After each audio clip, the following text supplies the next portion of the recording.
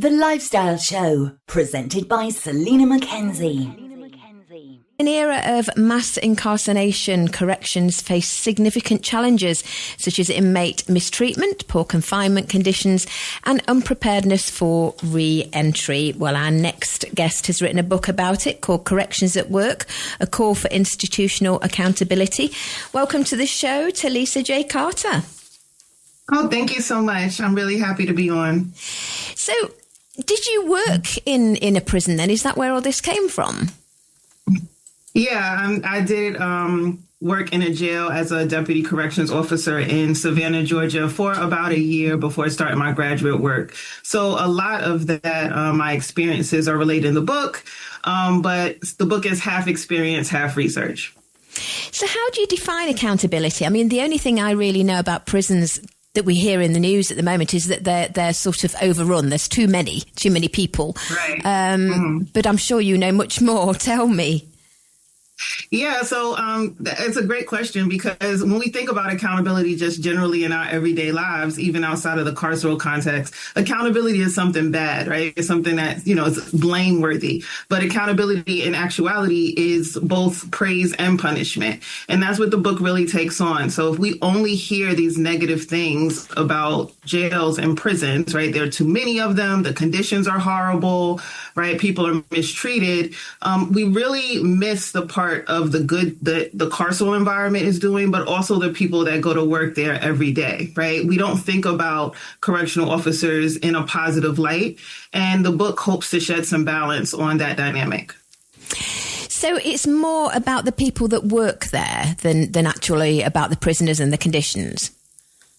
Well, yeah, it's a combination. So my argument, having been a correctional officer myself, is that it's really, when you're inside, right? You can't go out when you want to. I've myself worked 12, 13-hour shifts, right? And so even this idea of viewing them as separate entities, right, officers and incarcerated people, right, that's really not accurate because the conditions impact everybody equally. So that's kind of my argument, is that we really need to start seeing prison as a community, and then what impacts one group impacts another group, right? And so if correctional officers are engaging in misconduct, that has incredibly negative consequences on the people that they supervise. But likewise, if the administration, right, of a prison or a jail, right, is inequitable, right, it treats people badly, then it treats all people badly, regardless of if they're pulling a paycheck, regardless of the color uniform they have on. So 13 hours is a long shift. You do get breaks, and you are allowed to go and get some fresh air, I assume.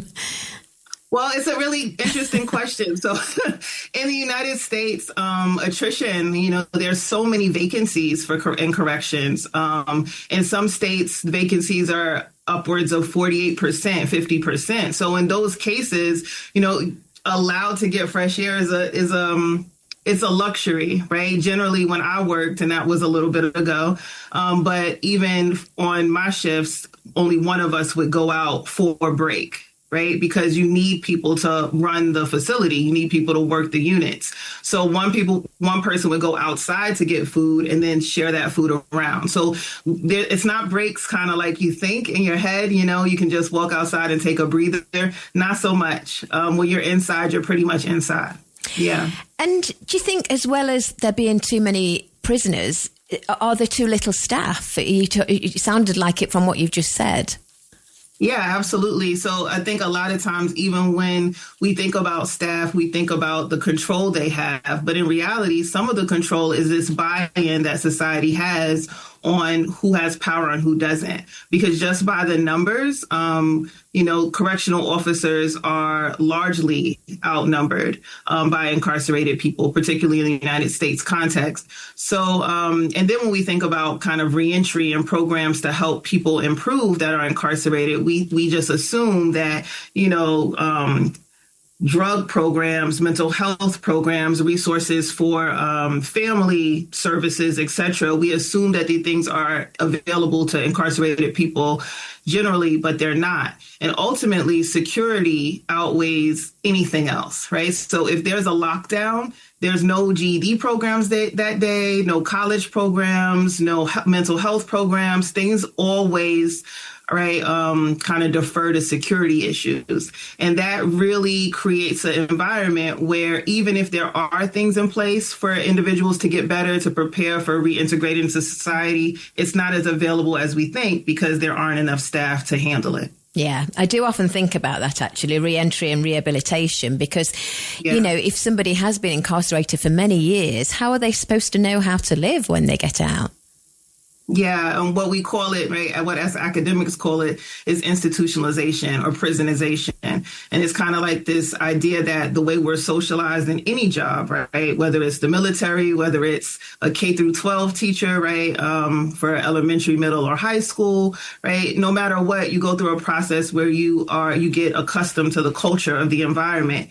That happens for incarcerated people, but it also happens for correctional officers too. Oh, really? And these things Wow. Yeah, and not always in the best ways, right? And so we really have to take stock of what the entire environment is doing to the entire community.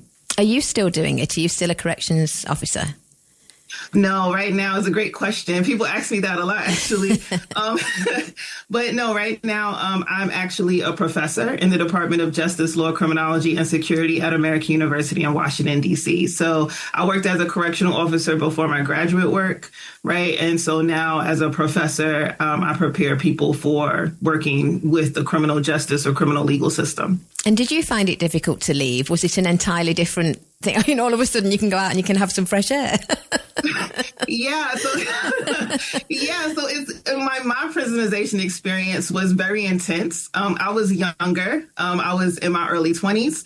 And so when I underwent kind of this process of getting used to the environment, there are things kind of like, you know, don't wear perfume, don't wear things that would enhance kind of your beauty. It kind of can make you a target for inappropriate interactions or engagement with incarcerated people.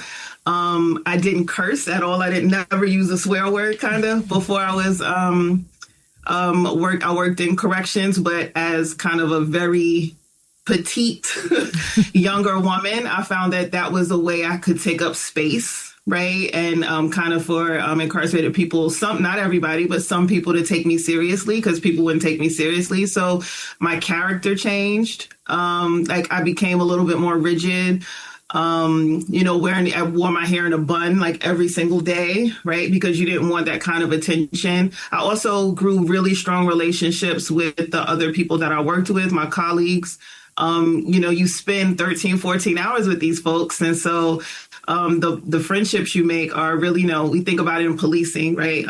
But that happens in corrections as well. And so, I don't do that anymore. But was it hard to leave? Yeah, it was also hard to leave because I knew that me leaving was another hole, right? That they would have to fill, make perhaps another 30 minutes to everyone's shift. It was hard to leave the incarcerated people, right? Even though I worked in a jail. And so the turnover there is more than in prison.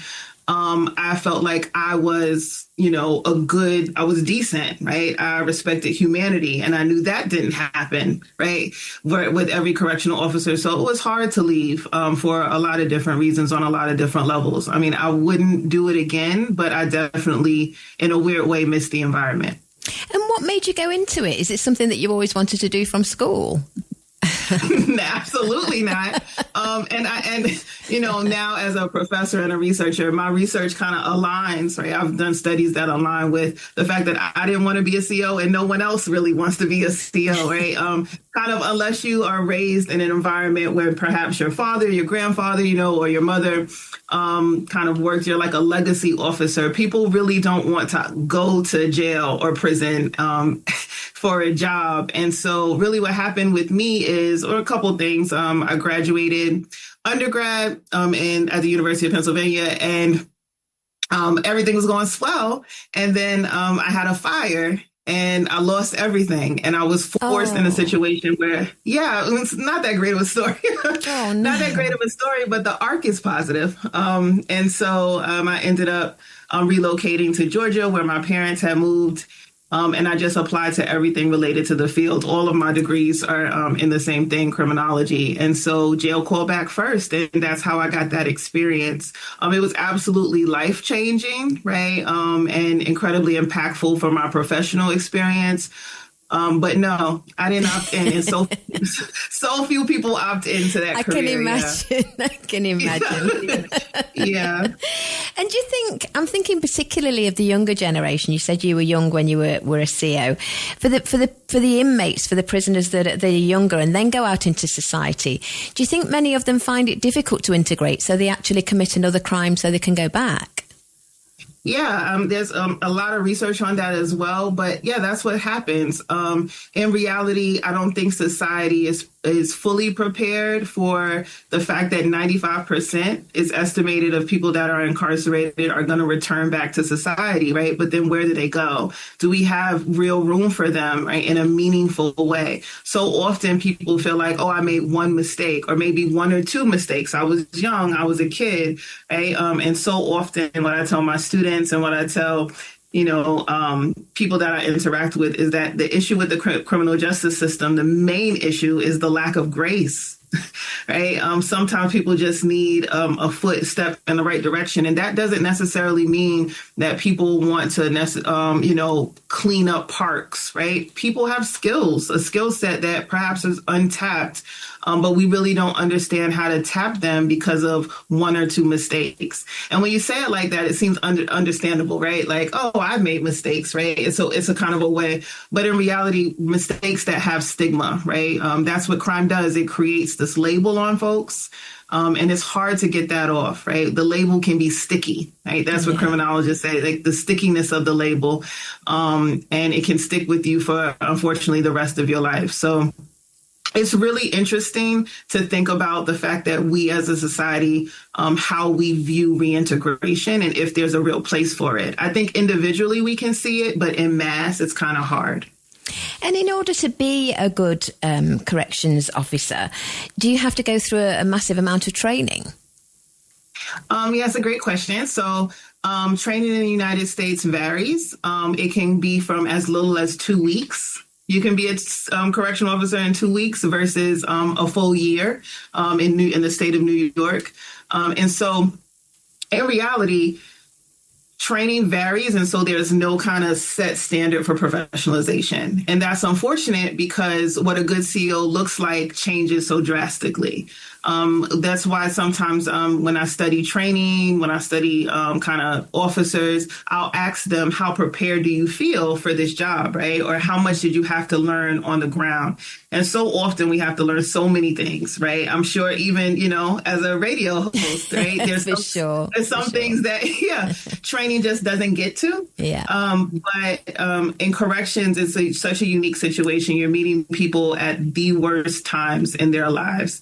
And so there's the human condition is just so variable that it's really important that we understand that discretion, like people have to make quick judgments. People are learning on the ground, and sometimes it takes correcting, right? And not necessarily punishment. If we don't know every offset, every possibility, then we also need to respond with grace in turn.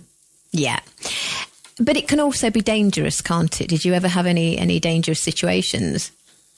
Yeah, absolutely. So my first fight of my life was in the carceral setting. And so it can absolutely be dangerous. There have been times when I've been conducting searches, right, and found things on individuals and also inside of individuals and body cavities. Right? Those things are really scary. The truth is that people in those situations are trying to survive.